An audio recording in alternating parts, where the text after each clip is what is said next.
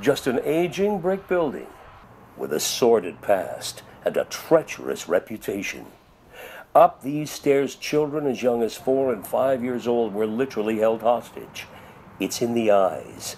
The story of sexual, physical, and psychological terror deeply embedded in the hearts of First Nations known as day scholars.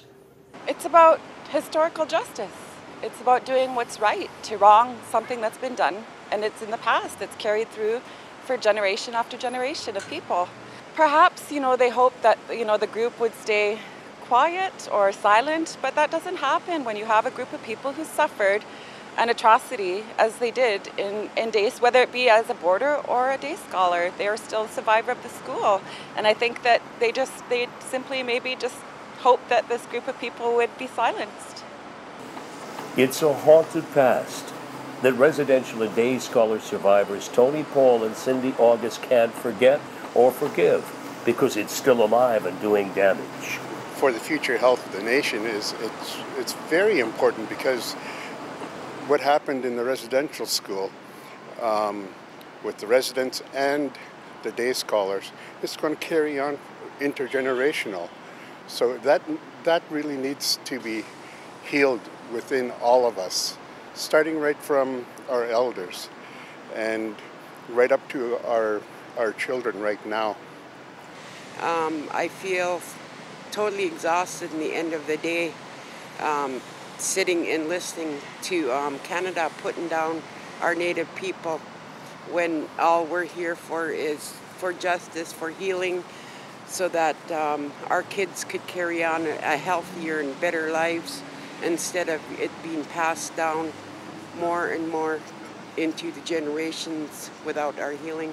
Sheshav councillor Gary Feschuk himself suffered abuse from a residential school survivor, and he continues to lead the battle for justice.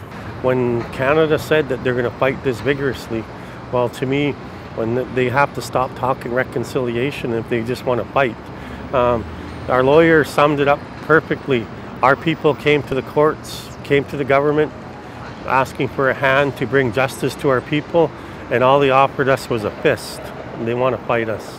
And we shouldn't have to force Canada to seek justice on every single little issue.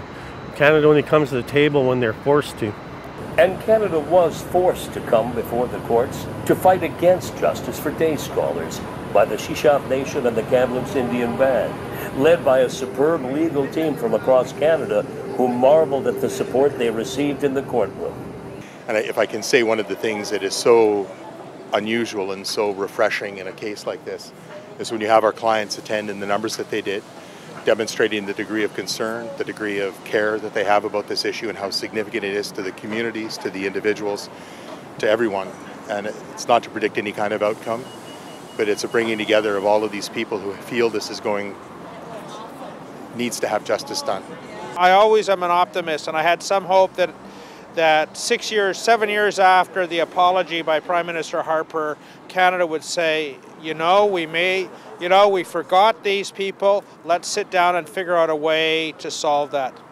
But that would be a political, not a legal decision. Canada's legal counsel, who are respected lawyers, they were clearly instructed to strongly argue against the certification, and they did. I think that Justice Harrington is a very careful judge and a very thoughtful judge, and you've seen certainly his deep understanding of the jurisprudence. He was handing us cases day in and day out. And to the extent that emotions are permitted to enter a judge's mind, I think it's very limited. But I hope that he would leave and consider the reality that Sechelt and Kamloops are facing. In the beginning of the week, it was very agonizing and frustrating, but I think today we could see that there is some light at the end of the tunnel. I think the judge has made a case that he wants to be very concise if he's going to certify our case and bring it forward, which I think he will. We're hoping, with all hope and praying, that he will bring this case forward, because the Sechelt people and the other band have been struggling for 100 years for someone to hear our entire case. The atrocities that happened to our people over the last 100 years, the effects of it over the last 100 years are continuing, there's got to be an end to it. There's got to be, and I'm very happy that this judge was very, I think he paid us a lot of attention. I think that he's going to be critical in the way he makes his judgment, but at least he sat there and listened to every word. He listened to every motion that we made, and I'm hoping that he will bring our case forward, and we will see justice hopefully within the next year or two.